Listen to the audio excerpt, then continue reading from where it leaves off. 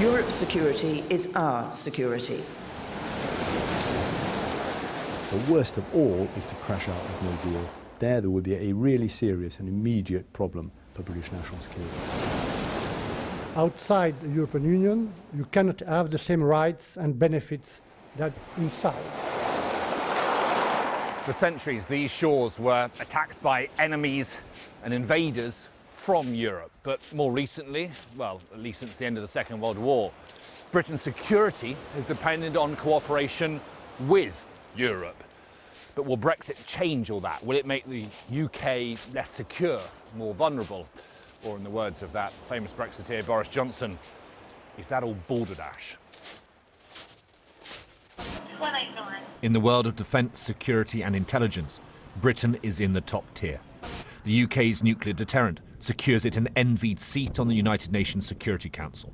Its special forces are admired the world over and are in ever-increasing demand. The Royal Navy's 2 new aircraft carriers are expensive but the most advanced of any nation and will give the UK global reach when they turn operational in a few years. And its 3 intelligence agencies, MI6, MI5 and GCHQ, have some of the world's brightest officers and analysts. We've been the only country in the world that has been a member of NATO, a member of the European Union and a member of the Five Eyes Intelligence Alliance. It's given Britain a uniquely powerful and influential position in the world. We're now kicking away one of those pillars by leaving the European Union. 70 years ago this year, the Washington Treaty was signed and NATO was formed. The transatlantic alliance remains the bedrock of European security to this day. I don't see the EU as being really relevant to our core central defence interests. That is NATO, that's the strategic relationship with the Americans. It's grown up a capacity to do useful military work, but that is not the centre of defending Britain. When it comes to intelligence, MI5, MI6 and GCHQ have helped disrupt terrorist attacks in Europe in recent years. And in no small part, that has been down to the UK's close relationship with the United States. Our access, in particular, to US intelligence feeds, which we can feed discreetly where appropriate and with American compliance or with American support into Europe to bolster their counter jihadist and other campaigns, I think is something which the European nations in particular prize. To this end, we have learnt that the heads of Britain's 3 intelligence agencies have been touring European capitals, reassuring their allies that Britain will remain fully engaged after Brexit. Every day, intelligence officers from that building, MI6, share information with their European colleagues. It's normally done on a bilateral basis, but there is also something known as the European Counter-Terrorism Group, which Britain is a key member of and will remain so after Brexit. Because of the twin threats from Islamic extremism and from Russia, data sharing within Europe is going on at unprecedented levels. And this is the area that will be affected by Brexit, whatever form that takes. Yes, please. Although not a member of Schengen, the UK is a member of the Schengen Information System, giving it access to passport data held by fellow EU police forces.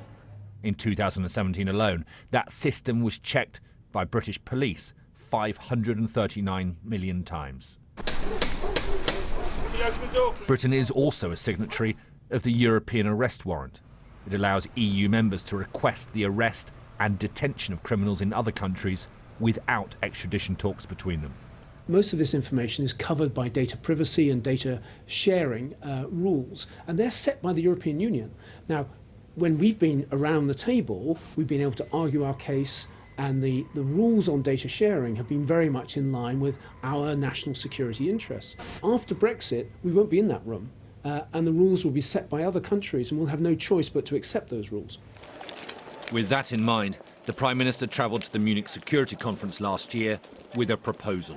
In a keynote speech to global movers and shakers, she called for a security treaty with the EU. I recognise there is no existing security agreement between the EU and a third country that captures the full depth and breadth of our existing relationship.